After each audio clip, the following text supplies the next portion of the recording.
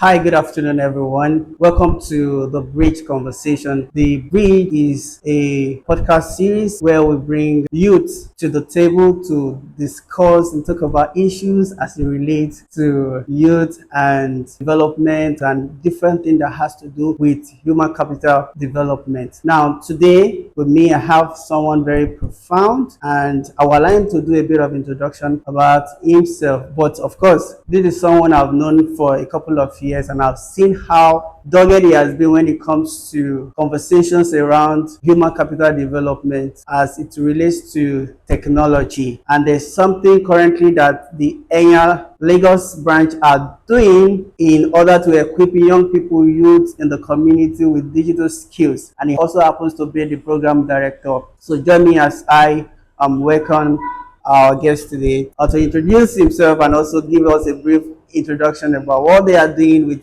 the EDST program. All right. Thank you very much, my good brother. You already know who I am, so I don't think I need any further introduction. So Even for the listener, how do they say it in Nigerian palace? Your face show, your shoe shine, right? Yeah. Okay. So my name is Eme Lekwa, and I'm a software engineer and the director and chairman for EDST, which is the Teacher Youth Association Digital Training Program. So I'm the director in the sense that I am the one in charge of the training, making sure that our students our student gets the skill that they've signed up for. And the whole idea behind EDST is that we are saying, look, development must start from the individual. Yeah. Because they are the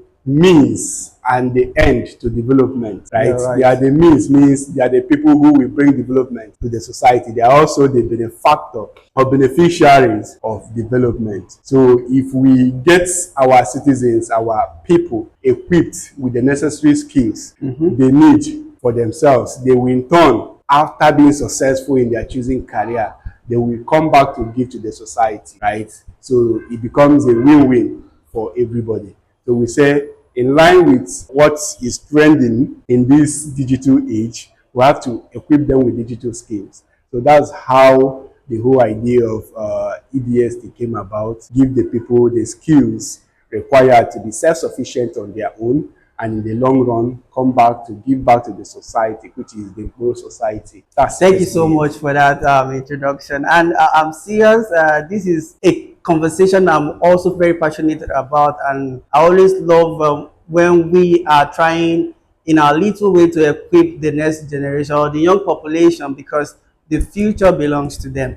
Now, from what you've said, sir, can you give us what has been like the success story for you from a personal standpoint since the commencement of this program? Okay, it's been a thing of joy that we're able to get this vision come to pass, right? Over the years, in the youth community, you've seen that project has been around physical infrastructure, and we started this campaign saying that we have to move beyond physical infrastructure, not because we've actually gotten all the physical infrastructure we need in our community, but because we know that if all the members of the youth, they have something doing, something fetching them money, it's easy to contribute to that physical infrastructure. It's difficult taxing people who do not have a means of livelihood, or who their means of livelihood is not self-sufficient. They are not even able to feed themselves properly, right?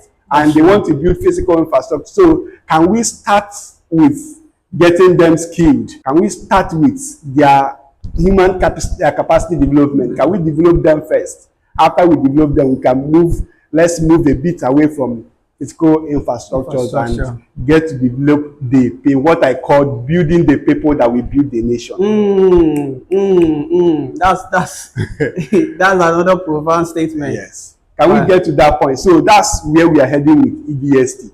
We are building the people that will build the nation. We are building the people that will build the community that we want. We want to equip the individual, the future of our community, and these are the people that will build the Mkpuru or the Titiama that we want. Amazing, interesting.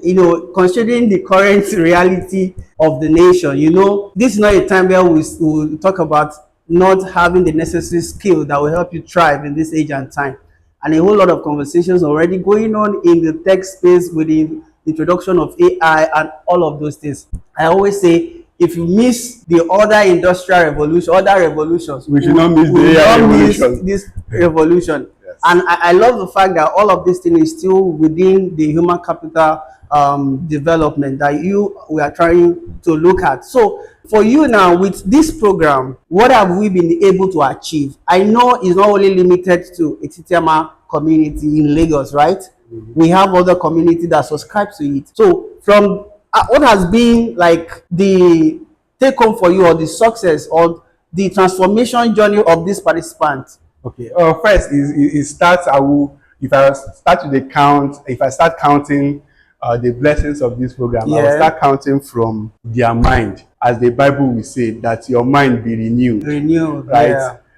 Speaking to some of the students this afternoon, I told them about what they can actually build from what the skills they've been learning.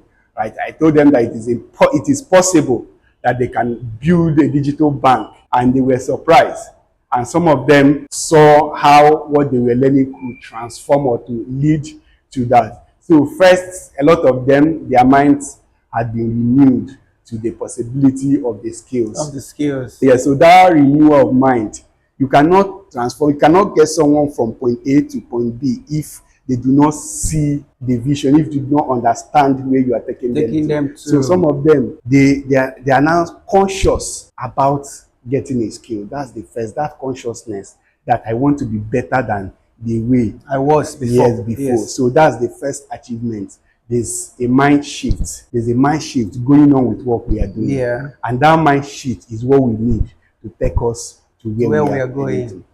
Now, outside that mind shift, now we come to the behavioral part of it. A lot of them, they've start like their behavior, because there's some certain character, there's certain behavior you need to excel in the space. Yeah, there are certain conversations you need to start having right now. So that's what is happening with the program. Part of the achievement that we've been recording, right? Where you see the students gathering to discuss. They are not discussing what they used to discuss before. The conversations amongst them has changed. And I believe that even while they are at home, these things that you mentioned will also affect some of their interactions at home or with their peers, right?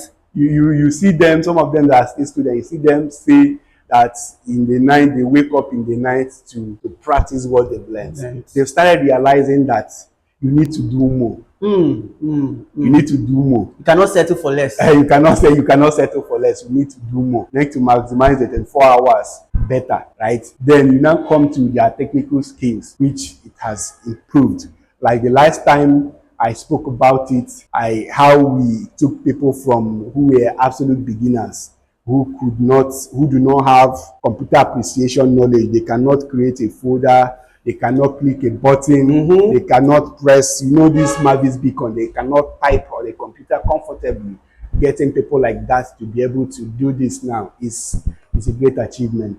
Then getting them to be able to manage social media for people in the pipeline, right? Be them able to create pages and do all those stuff. Then those in class web development, see them be able to create programs that can actually get something done. Right? Create their personal website, do a whole lot of stuff, all within the space of the training. So I remember in one of the conversations I had with you where you said the goal also is to equip that they should become fellow creators of solutions. Yes. And not just consumers alone. And that word alone, I've taken it since then that, wow, this is something we really need to understand, because you cannot just be consumers of this technology. If we really want to get that massive transformational results we need to now start being part of the creators of these solutions. Yes, part of what I talked about, building the people that will build the nation,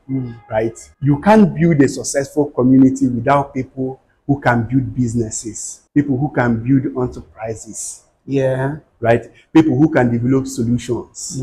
Right? You cannot have a wholesome society, you understand, the kind of community we want to see. Yeah. Without having individuals who are creators, That's right? true. Who are creators. So, and we are telling them the possibility that they can become a god, a capital small god. They can create something. Something. You understand? Out of nothing or out of a little, right? And some of them has begun that journey of creating something that they thought is only the white people that Can do it. Yes. You know, even though for one, I'm not really a code person, not like I don't appreciate the massive effort put into getting those solutions out. But when I see code, I run away. But I must confess that the result I'm seeing, or the other field, even social medias, what they are putting in to see that their life is transformed, is really, really interesting to behold. Now, I know you started from home, or they say charity begins from home, right? Yeah. And this is Lagos, where you are based, and you started from here. Is there any plans to take it back to our hometown being in Okoro? Because we understand the digital gap, the digital divide is really massive, and if we don't do anything to mitigate that, in the next 3-4 years to come, when a lot of revolutions are taking place in the tech space, a lot of persons will be left behind. So is there conversations around moving some of these trainings down to Okoro, so that the young people in that place can also benefit and be relevant in today's age and time? Sure, definitely. So, yeah. So definitely, whatsoever we are doing, the target is our hometown, right? But we have to start from somewhere, given the resources that we have to be able to pull it off in Ikboro. So our journey is definitely to move from Lagos and probably situate something that is permanent in Ikboro, where these programs can run at all times. At all times. Yeah, but depending on how soon we have more resources to be able to execute that, because if we want to do it now, probably we need to get all our facilitators down to camp them for 6 months to be able to train those people. So it involves intensive resources. That was the next question. I was actually going to ask you that if we want to achieve a similar kind of event in Okoro, what structure or what program timeline or proposition you want to give to have us achieve such massive results? Yeah, why I wouldn't want to let the cat out. I know, right? I don't want to let the cat out right now, but just to give you an idea, right? If you are familiar with the intellectual property, if you are familiar with the Bay Area in California, San Francisco, you where you have the likes of Google, Microsoft, and the rest. You see what they call their lab environment. You get where you see young people who are passionate about ideas. They lock themselves inside, right? Either this solution comes out or nobody steps out from there. That's the kind of environment we want to create. We want to create a new Bay Area in Ikboro, a new San Francisco in Ikboro, where we can churn out ideas and execute them, leveraging on technology and anything that we can. So that's where we are heading. And you know, the amazing thing is, my little interaction I've had with students in Okoro, I can see this massive pool of talent, and the only thing holding them back is the fact that there is no platform to amplify or enhance the innate skills they already have, and you know, maybe getting more knowledge to really help them in whatever choosing field they want to go into. And so if we have such program or a community or a platform where we can bring these people together and say, so duration you're going to be here, I'm sure maybe in the next 3, 4, 6 months of that program, we'll have a massive result that we can really show to the whole world and say, this is the new kind of life we want to see, right? Okay. Because those things you are able to impute in them will broaden their scope to see that I'm no longer, my environment cannot limit me to, I can be thinking global even while I'm in Okoro. And I think that's one of the problems we have, because we feel where we are, we cannot do so much because we don't have what it takes to compete with the outside world. Yeah. You know, I've always said it, that talents are everywhere, but opportunities are not. Okay. So now it is now on us, people like you, who in your own little capacity, you've gone ahead to now come back and bring one opportunity or the other to the people you've left behind. There are also some opportunities which you do not have, but the ones that you have within, you have access to, bringing it back to those who do not. So, which is why we are creating. For instance, the over 20, getting close to 30 students that are currently in this cohort. If they were to access this program elsewhere, they will pay thousands of naira, but which a good number of them will not have access to, right? Very true. But we've made the opportunity available to them, right? So yes, I agree with you that our people, we have a lot of untapped talent. The talents are there, but the opportunity, the exposure is not there. We need people, we need more exposure. We need to show them what is possible. We need to get them to think possibility. Right? From the impossible, just remove the I am not possible. Yeah. So the I am, the one that you are removing is even lesser than the one that you keep. Yeah. So let's come back to EDST. We are gradually coming to the end of this cohort, right? Yeah. And I want to ask, what are we expecting, or what should we expect from our participants, right? At the end. I know they've undergone series of trainings, right? So what should we be expecting from them now? Okay, learning is a continuous process, and 3 months is not enough for us to get them to download everything we have in our curriculum. Yeah. Right. So, but what is sure is that we've taken them from point A to point B. Exactly. And we hope with our post-training support that will provide some sort of mentoring to those who've got the vision of where they want to go with what they've learned, right? So provide that mentoring, give them access. We've created a community, right? Or the tech community in Etitiama in Ikporo, right? The first of its kind. We now have a community that those who are interested in technology would come in and have access to materials, have access to information, have access to information. So it's a community that we are building, a technology community in Ikporo. That's what we are building. So the prospects are enormous. So what we are looking out for, in summary, or to put a bullet point to it, is that watch out for a tech community, a robust tech community, that are indigenous. You know, some of them, you see when you are teaching, you use one vocabulary and you have to use Apaloku to explain it, and everybody gets it. You get, imagine teaching physics in Ikporo language. Why won't I grasp it? Imagine teaching mathematics in Ikporo. Why won't someone understand it in a mixture with English language? Come back with the person, it comes easier. Right, so we are creating a tech community in Ikporo, which is open to everybody, enthusiasts. You can join, right, and have access to resources, information that you need, right. And for particularly the EDSC students, they have access to all the facilitators at any time. Constant mentorship. Mentorship is something that probably we've not gotten right in our community, right? We need the old, not old in quotes. We need those who have gone ahead. In academia, we have people in academia that are doing well, right?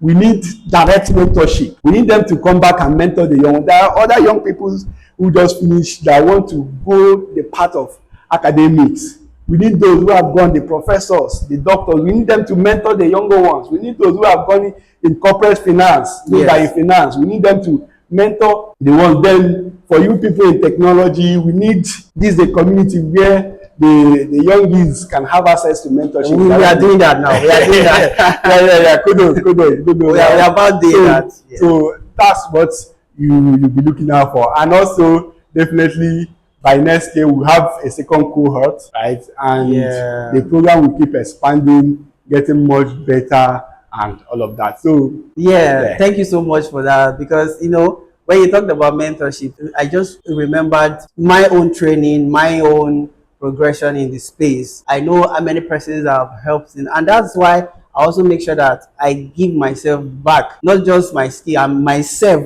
everything back to the community. You are the head of media in the entire community media. So bad, you know. So I was interacting with someone, one of the participants, and I could see the technological shock. Okay. Because this person wants to write an exam, but she has not interacted with any. You want to write computer based, and those are one of the contributions to why a lot of persons fail, even aside network glitch or whatever glitch that happened during the last jam. But a lot of people from the remote areas who have not interacted with technology, how do you expect them to pass? You get, and that really brought my attention back to what you said about mentorship, and in our own little way giving back whatever contribution you know you can do to your community, to the younger generation. Please do, irrespective of whatever benefit you are going to get or not, right?